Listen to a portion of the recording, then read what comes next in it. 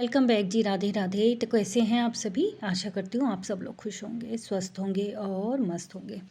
तो रेसिपी तो देखिए आज आपको खुद ही समझनी पड़ेगी। वैसे रेसिपी है दाल पालक की। तो आज यहाँ पे रेसिपी की एक एक डिटेल ना शेयर करके मैं आज आपके साथ कुछ जो हमारे देश में, इंडिया में, भारत में क्या हो रहा है क्या नहीं हो रहा, हर दूसरी खबर जो सब लोग न्यूज़ पे देख ही रहे होंगे, क्या चल रही हैं, ये औरतें क्या करेंगी, क्या मतलब करना चाह रही हैं, कहाँ इनकी मतलब बोलते हैं ना बुद्धि भ्रष्ट हो गई है, कहाँ इनकी मति फूट गई है, क्या करना चाह रही हैं।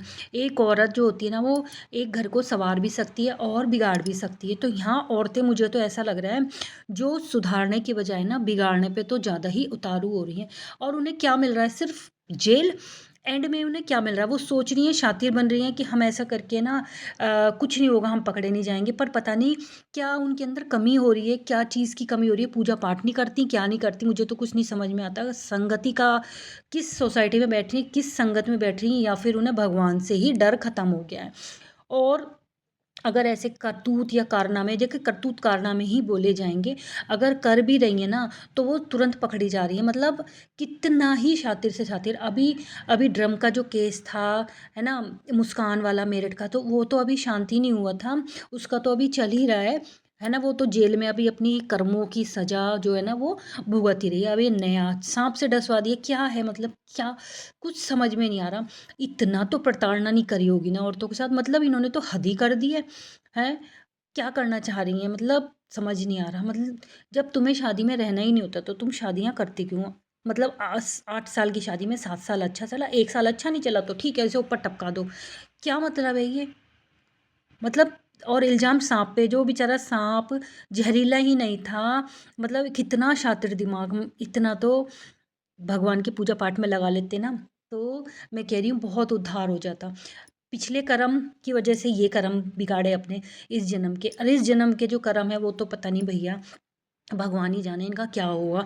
तभी तो बोलते हैं ना एक स्त्री जो होती है ना वो एक घर को संवार भी सकती है और बिगाड़ भी सकती है। तो बिगाड़ने से क्या लाभ हुआ? गई जेल में, बच्चे छोटे, मतलब क्या फ्यूचर रहा उनका, क्या उनका रहा? कोई दामाद को लेके भाग रही है। मतलब औरतों ने तो हद ही कर रखी है।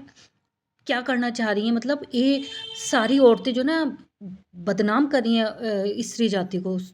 मतलब कुछ समझ में नहीं आ रहा क्या करना चाह रही हैं।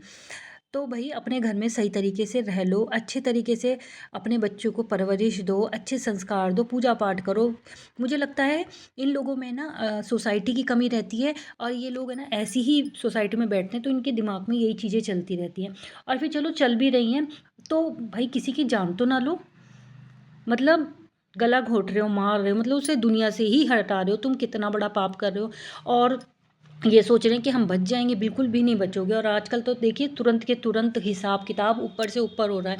देखिए हम लोग तो इंसान जो है ना, चलो एक गलती माफ़ कर देंगे, दो गलती माफ़ कर देंगे, चुप रहेंगे, सह जाएंगे। पर भगवान जो देख रहे हैं ना ऊपर, वो कभी माफ़ नहीं कर देंगे। बोला जाता है ना नीचे का जो सीसीटीवी कैमरा होता है, जो हम अपने घर में लगा लेते हैं, ऑफिस में लगा लेते हैं, दुकानों में लगा लेते हैं, उसको हम है ना बंद कर सकते हैं, डिलीट भी कर सकते हैं। पर जो भगवान का सीसीटीवी कैमरा होता है ना वो 24 घंटे खुला रहता है। उसमें ना कुछ चीज़ें डिलीट होती और सेव अलग हो जाती हैं। तो भाई हिसाब तो होगा। तो अब उसने तो अपनी ज़िंदगी भी ख़राब करी, उसे कुछ नहीं मिला, अपना परिवार ख़राब करा, बच्चे ख़राब करे, और हाथ क्या लगा? सिर्फ जेल।